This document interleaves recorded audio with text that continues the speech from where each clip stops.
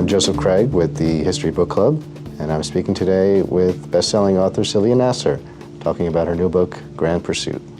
Hi, Sylvia. Hi, thank you for having me. So, Thomas Carlyle famously called economics the dismal science, and as someone who studied economics and who wrote about John Nash for A Beautiful Mind, I assume you disagree. What drew you to the subject? Well, I'll just point out that Thomas Carlyle was in favor of slavery, so he wasn't right about everything. I was attracted to economics because I felt a need to understand the world in a more general way than the novels that I read.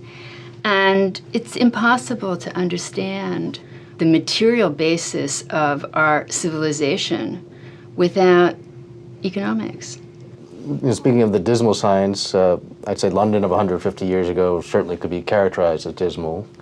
How did that inform Karl Marx's writings, and why did he not notice the changes that were improving afterward? Modern economics has been the most cheerful science because in the past 150 years, the mass of human beings went from living like expensive livestock or Roman slaves to the incredibly opulent average standard of living we have today. In Jane Austen's lifetime, most people living in the world, living in England, the richest country in the world, weren't expected to have lives. They were merely expected to survive in order to work. Nobody thought that that could change.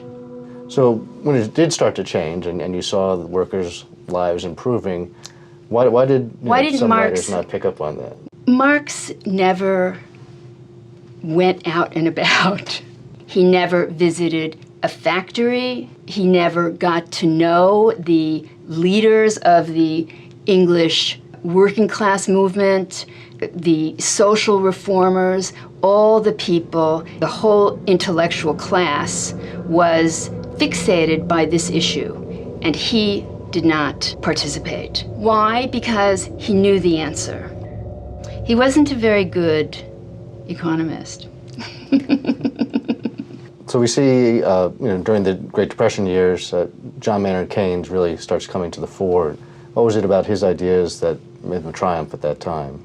Their insight was, if you manage money in such a way as to prevent inflation or deflation, that would contribute to economic stability, okay? That was a huge insight because nobody understood that, okay? People thought that inflation was shopkeepers, often Jewish shopkeepers, who were raising prices in order to gouge the public. So during this time, obviously the communist regimes were taking a very different trajectory. Right.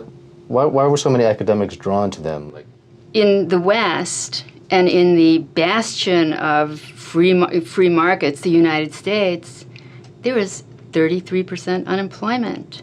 Meanwhile, in the Soviet Union, there's no unemployment. I think that's what made people in the West look to the Soviet Union to see, had they come up with a better way. What people didn't see is how that was done. It was done by forcing people to work, making it illegal for them to come to cities. It was done by basically eliminating personal as well as economic freedom. One of the great things about the book are the personal vignettes that you throw in, so you get a sense of these people as flesh and blood human beings. What were some of your favorite stories? I loved the fact that Charles Dickens wrote The Christmas Carol as an economic argument against Malthusian theories. I loved the fact that Beatrice Webb, this beautiful, wealthy heiress, decides to go undercover, work in a sweatshop, and winds up inventing not only the welfare state, but also invents the think tank. And then finally, as an author, you had your previous book turned into a movie, obviously a very successful one. What was that process like for you to see it kind of go out of your control? By the time Ron Howard started making the movie, I really felt that what I hoped was that he would find a way that really worked, and I think he did.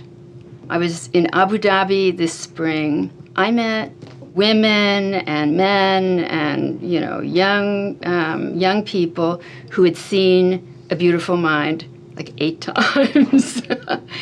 And I thought, wow, there's something universal, okay? And that's what movies do. You know, books do it too. Thank you, Sylvia, for talking with us today, and thank you to all our members watching from History Book Club. Hi, I'm Sylvia Nasar, author of Grand Pursuit, which you can find at the History Book Club.